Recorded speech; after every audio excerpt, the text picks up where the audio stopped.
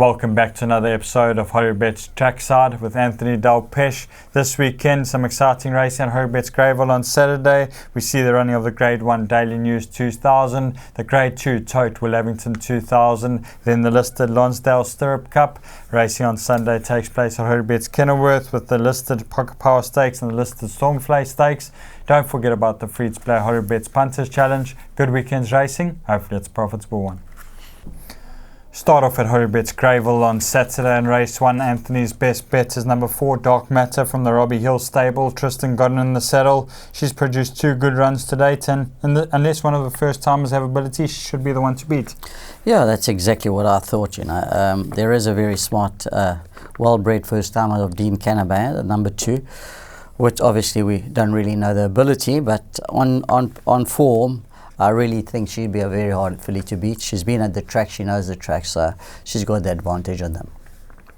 We move on to race 4, and Hollywood Racing are represented by 3 runners. First one is number 7, Tobacconist from the MJ Oudendal stable. Sean Veal in the saddle. Won over 1400 very well last time. Yeah, it was a very good win, and over a trip maybe I think is short of his best, and I think stepping up to the 1800 is definitely going to suit him, and he hasn't got much weight on his back, so I think he's going to be very competitive. Tobacconist is absolutely doing really, really well.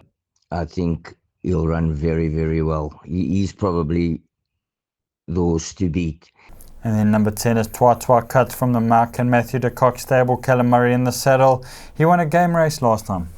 Yeah, he did win a very good race on the poly track, but I think he's the kind of horse that does give ground away at the start, and this is quite a big field, and last time a very small field, so he turned into the straight right behind them, so he wasn't too far behind them, and I think that's his biggest concern, is how far behind he's going to come from.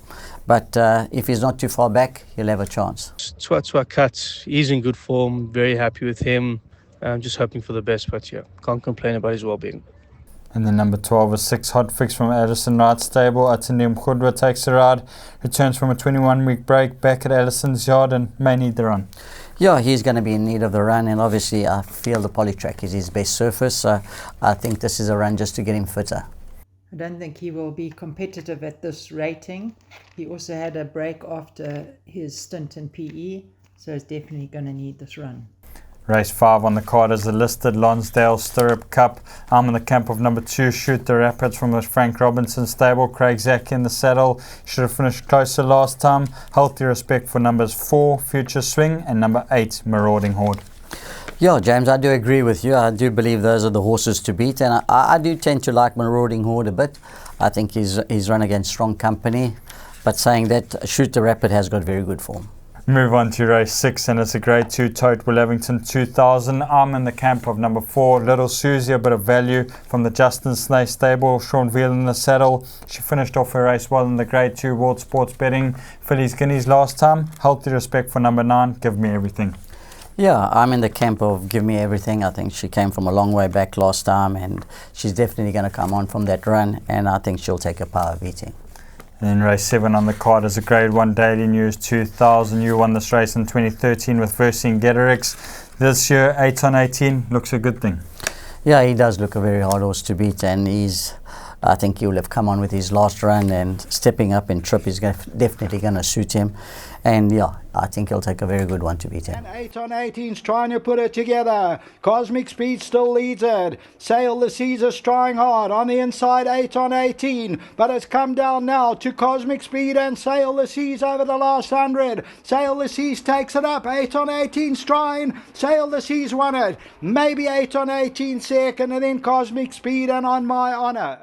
In race 8, Hollywood Racing are represented by number 9, Patent Air from the Gareth Van Zyl stable. Sean Veal in the saddle. She returns from an 18-week break. Yeah, I think she might be in need of a run. She hasn't got the best of draw, but I think she'll come on from this run. And she's in good nick, but she may just need one run to get to full fitness. She is working well and looking good back home. Race 9, Hollywood Racing are represented by 3 runners.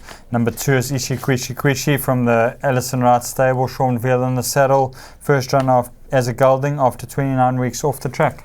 Yeah, he's a very big horse, so I would feel that he's going to be in need of the run, but good thing is he's got a very good draw, so he'll have a soft run in the race, but I do think he's going to need the run. I do feel that he is quite highly rated and is going to need this run. And then number 7 is Putalicious, also from the Alison Wright stable. Atanim Kudwa takes her out, returns from a 15-week break after a stint in Cape Town. Yeah, I also feel that he's going to be in need of the run, and he'll come on from the run, but he is a horse that, if anything is surprising, he could surprise them. His work has been good and hoping for a better run from him. And then number 15 is Whizzes on Fire, first reserve, and on best form shown, if getting around from a good draw, he could have a say.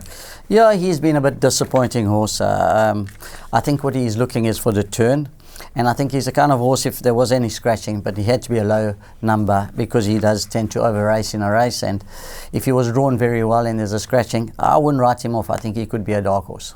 Hoping to get a honest run out of him, and he's doing well, he's fit, he's in a good space, and there's more to come from him.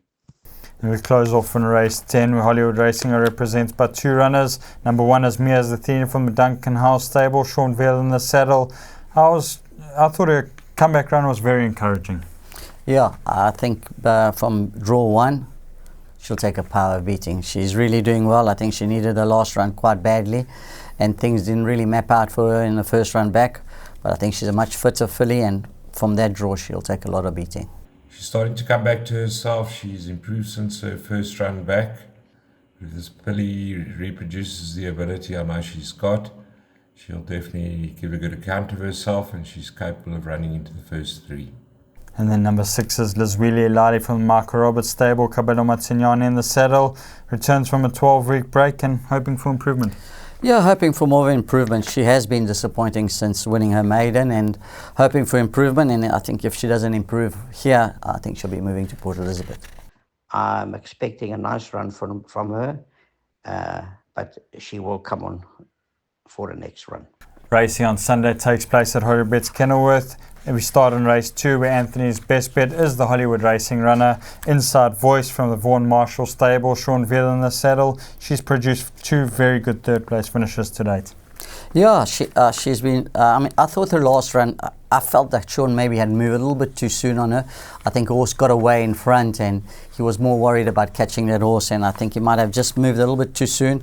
I think in this race, got the draw 2. I think it's at Kenilworth, Hollywoodbets Kenilworth, definitely it's the best part of the ground, and I think a bit more patient on her.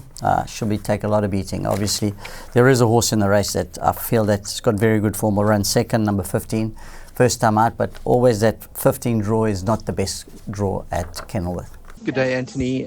Inside Voice sprinted up very well. Her work has been good. I think she's in with a huge chance on Sunday. We close off in race 8. It's a listed Pocket Power Stakes. My best bet on the card is number 7, Garrix. He's unbeaten in 2 starts since the gelding. Pete Steiner's a good trainer. Gavin Lorena knows him well, and I feel he'll bring up the hat-trick.